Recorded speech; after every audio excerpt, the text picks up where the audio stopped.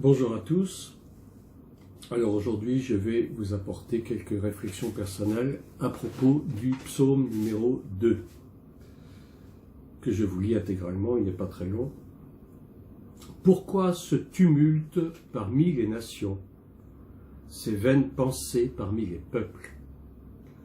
Pourquoi les rois de la terre se soulèvent-ils et les princes se liguent-ils avec eux contre l'Éternel et contre son oint? Brisons leurs liens, délivrons-nous de leurs chaînes. Celui qui siège dans les cieux rit. Le Seigneur se moque d'eux, puis il leur parle dans sa colère. Il les épouvante dans sa fureur. C'est moi qui ai oint mon roi sur Sion, ma montagne sainte. Je publierai le décret. L'Éternel m'a dit, tu es mon fils, je t'ai engendré aujourd'hui. Demande-moi et je te donnerai les nations pour héritage, les extrémités de la terre pour possession. Tu les briseras avec une verge de fer, tu les briseras comme le vase d'un potier. Et maintenant, roi, conduisez-vous avec sagesse, juges de la terre, recevez instruction, servez l'Éternel avec crainte, et réjouissez-vous avec tremblement. Baisez le Fils, de peur qu'il ne s'irrite et que vous ne périssiez dans votre voie, car sa colère est prompte à s'enflammer. Heureux tous ceux qui se confient en lui. Ce psaume 2, il est très important pour les temps que nous vivons, parce qu'il concerne non seulement les temps apostoliques, donc du temps des apôtres, puisqu'il a été repris en partie dans Acte 4, à partir du verset 25, où on voit Pierre et Jean qui ont été arrêtés et traduits devant le Sanhédrin, et donc pour leur justification, ils redisent une partie de ce psaume numéro 2, à partir donc du verset 25 d'Acte 4. C'est toi qui as dit par le Saint-Esprit, par la bouche de notre Père, ton serviteur David, pourquoi ce tumulte parmi les nations et ces vaines pensées parmi les peuples? Les rois de la terre se sont soulevés et les princes se sont ligués contre le Seigneur et contre son oint. En effet, contre ton saint serviteur Jésus que tu as oint, Hérode et Ponce Pilate se sont ligués dans cette ville avec les nations et avec les peuples d'Israël. En fait, les apôtres avaient finalement été relâchés et ils ont ensuite prié le Seigneur pour pouvoir aller annoncer l'évangile, et c'est au cours de cette prière qu'ils ont donc repris une partie de ce psaume numéro 2. Alors de quoi parle ce psaume numéro 2?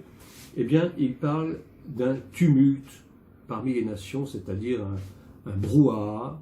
En fait, il s'agit d'une colère mondiale, une colère de tous les peuples, de toutes les nations qui sont sous le ciel, contre qui? Eh bien tout simplement contre l'Éternel et contre son oint, c'est-à-dire contre Christ. Christ, le Messie, le Machia, Messie qui signifie oint précisément, qui a donc reçu l'onction de la part de Dieu pour régner sur le monde. Pourquoi les rois de la terre se soulèvent-ils et les princes se liguent-ils avec eux contre l'Éternel et contre son oint? Eh bien on observe effectivement, et ça n'est pas nouveau, mais ce n'est que la continuité de ce qui s'est déjà passé à l'époque donc de la naissance de Christ, où le roi Hérode, puis ensuite Ponce Pilate, au moment de la passion du Christ, se sont révélés être des opposants, précisément, des opposants à Christ, par leur attitude meurtrière, et en fait ils se sont révoltés contre Dieu, déjà à l'époque. Et tout au cours des siècles et jusqu'à aujourd'hui, eh bien, on observe que les nations continuent à se liguer contre Israël, qui est une terre bénie, qui est la terre qui a vu naître le Messie, et donc par conséquent, le fait de se liguer contre Israël est en fait une forme de rébellion contre Dieu lui-même et contre le Messie, contre Christ. Et nous savons, et nous comprenons très bien, que le monde entier est contre Christ, puisque l'esprit de l'Antéchrist est à l'œuvre, et je dirais même aujourd'hui encore plus qu'hier, Les nations occidentales sont contre Israël. Leur rêve, c'est de voir Israël détruit. Le rêve des nations arabes, arabo-musulmanes, c'est de voir Israël détruit. Le rêve de Yasser Arafat en son temps, c'était de jeter tout le peuple d'Israël à la mer. Donc ça n'a pas changé et les choses vont de pire en pire. Le monde est en colère contre Israël parce que le monde est jaloux. Le monde voudrait récupérer en fait ce qu'il a perdu. Et ça, il faut relire l'histoire de Ésaü et de Jacob, où Ésaü a cru bon d'échanger son droit d'aînesse contre un ragoût de lentilles, et n'a jamais pu récupérer ce droit d'aînesse qui était perdu pour toujours.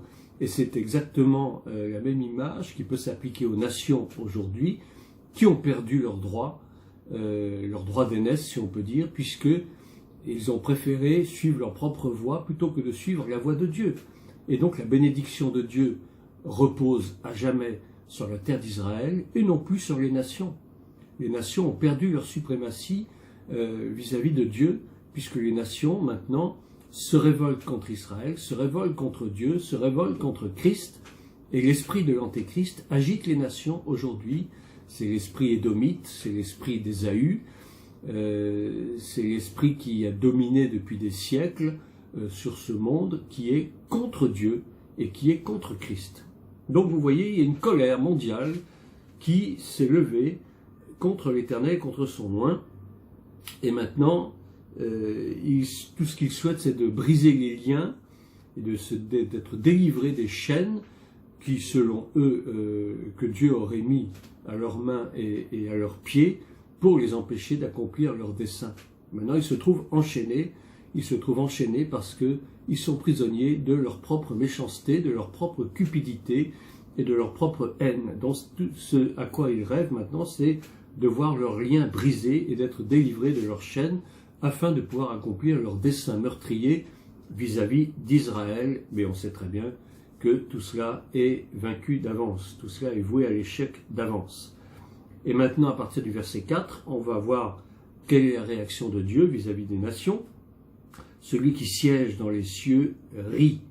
Le Seigneur se moque d'eux, puis il leur parle dans sa colère, il les épouvante dans sa fureur. C'est moi qui ai oint mon roi sur Sion, ma montagne sainte. Dieu lance un avertissement solennel aux nations. D'abord, il se moque d'eux, il se moque de leur stupidité, de leur colère qui n'a aucun sens, parce que de toute façon, elle ne mènera à rien.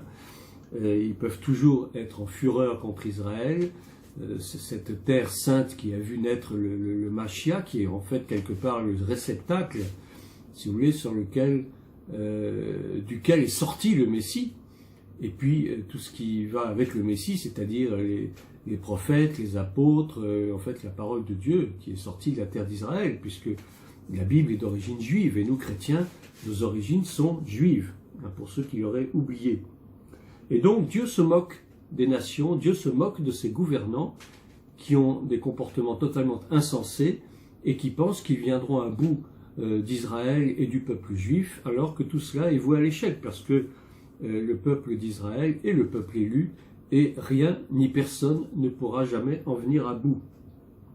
C'est moi qui ai oint mon roi sur Sion, ma montagne sainte. Ça veut dire, faites attention, ce n'est pas un homme qui a oint le Messie, c'est moi-même, Dieu, l'éternel Dieu, celui qui a créé toutes choses, qui a créé l'univers, qui siège dans les cieux pour l'éternité, qui n'a ni commencement ni fin de vie, puisque lorsque l'Éternel s'est adressé à Moïse dans le désert au buisson ardent, il lui a dit ceci en hébreu, Eyeh Asher Eyeh, ça veut dire je suis celui qui suis, celui qui est. Autrement dit, je n'ai pas de passé, je n'ai pas de futur, mais mon présent dure à jamais. En fait, c'est un présent éternel. Dieu n'est pas temporel, Dieu n'est pas perpétuel, mais Dieu est éternel. Eyeh Asher Eyeh, ça dit bien ce que ça veut dire. Je suis celui qui est éternellement, qui est depuis l'éternité jusqu'à l'éternité. Autrement dit, tout ce que vous pouvez tenter, vous, les rois de la terre, les princes, etc., tout cela est voué à l'échec parce que votre existence est temporelle, elle n'est pas éternelle. Et un jour ou l'autre, tous vos plans vont échouer, parce que moi, l'Éternel Dieu, je fais ma volonté, et ma volonté, c'est de préserver ce peuple que j'ai choisi, parce que c'est le peuple d'où est issu mon fils que j'ai engendré sur ma montagne sainte, qui est le roi des rois, le seigneur des seigneurs, celui qui régnera pendant 1000 ans sur la terre, à l'époque du millénium, donc après les 7 années de la grande tribulation que le monde va subir lors de l'avènement de l'Antéchrist. Demande-moi, verset 8, et je te donnerai les nations pour héritage, les extrémités de la terre pour possession. Tu les briseras avec une verge de fer, tu les briseras comme le vase d'un potier. Dieu va donner toute autorité à Christ pour gouverner le monde pendant le millénium, et toutes les nations seront tenues, une fois l'an, d'aller faire allégeance au roi des rois à Jérusalem, là où Christ va régner pendant 1000 ans. Et toutes les nations qui n'obéiront pas seront punies. Vous voyez, comme quoi Dieu ne change pas, il oblige les nations à se soumettre à l'autorité de Christ. Et maintenant, roi, conduisez-vous avec sagesse, juge de la terre, recevez instruction, servez l'Éternel avec crainte, et réjouissez-vous avec tremblement. Baisez le Fils de peur qu'il ne s'irrite, et que vous ne périssiez dans votre voie. Dieu est tellement miséricordieux qu'il désire en fait que tous les hommes soient sauvés. Il désire que les nations se repentent. Et même c'est une injonction. Il demande aux nations, il demande aux rois de la terre, il demande aux gouverneurs de se repentir de leur haine contre Israël et contre Christ. Il demande aux nations d'avoir un dernier sursaut, j'allais dire, d'honneur en mettant un terme à leur projet mauvais de vouloir détruire Israël, parce que de toute façon ce projet ne pourra jamais être mis à exécution, mais ils ont un cœur qui est endurci, tout comme le cœur de Pharaon était endurci, et que Dieu a été obligé d'utiliser les grands moyens, je dirais entre guillemets, pour le faire fléchir et l'obliger à libérer le peuple d'Israël. Eh bien c'est la même chose dans les temps que nous vivons. Dieu va obliger les nations à laisser le peuple d'Israël tranquille, et s'il le faut, il emploiera les moyens qu'il faut, quitte à utiliser, je sais pas moi, une guerre atomique, une guerre nucléaire. C'est très certainement d'ailleurs ce qui va se passer, où Dieu va détruire la terre par le feu, et non plus par l'eau, comme du temps de Noé, mais par le feu. Et donc très certainement, nous allons assister à une guerre terrible qui va opposer les nations contre Israël. Mais bien sûr, nous savons que la victoire appartient à Israël, puisque la victoire appartient à Dieu.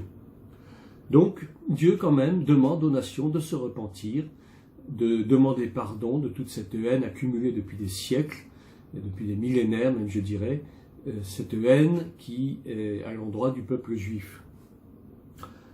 Car sa colère est prompte à s'enflammer, il s'agit de la colère de Christ, la colère de Dieu, la colère de Christ. Le jugement de Dieu va tomber sur les nations, il a déjà commencé d'ailleurs, puisque nous assistons à toutes sortes de péripéties mondiales, de guerres, de révoltes, d'attentats terroristes, etc. Et tout cela, ce n'est que le résultat d'un jugement de Dieu sur les nations qui persistent dans leur mauvaise voie à haïr Christ et surtout à haïr Israël, d'où est issu Christ précisément. Heureux tous ceux qui se confient en lui. Et ça, c'est mon mot de la fin. Donc, je dirais, toutes les nations qui obéissent à Dieu, toutes les nations qui craignent Dieu, sont des nations bénies. Heureuse la nation dont l'Éternel est le Dieu. C'est un des psaumes, je ne sais plus lequel, qui dit cela. Heureuse la nation dont l'Éternel est le Dieu. Les nations qui ont oublié Dieu seront livrées à la malédiction. Et les nations qui craignent Dieu, les chefs d'État qui craignent Dieu et qui encouragent leur peuple à craindre Dieu, à craindre l'Éternel, seront des nations bénies, et Dieu les épargnera d'une multitude de fléaux par rapport à cette colère donc, que tous les peuples ont contre Israël et contre son oint. Voilà, j'espère que ces quelques réflexions vont vous aider. Relisez ce psaume, méditez-le, c'est un psaume qui est très important parce que c'est un psaume qui nous concerne directement pour les temps que nous vivons. Soyez bénis et à une prochaine fois.